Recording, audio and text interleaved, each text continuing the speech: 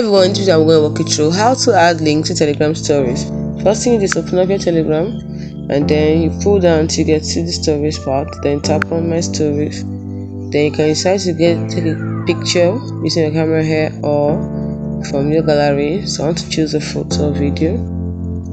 So I want to choose this photo. Next thing, you're going to tap on the sticker, and then you tap on link.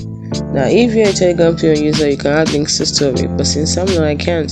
So what you do is that when you tap on link as a premium user, it will open up. You put in the link you want to add. You can also customize the link. And once you're through with that, you tap on save.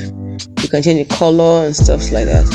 You tap on save, and then you can post your story. Don't forget to choose those who can see it. And once you post your story, once people click on your story, and they'll see the link at the top here, wherever you placed it, and they want to tap on it to take them to the link. It's as simple as that.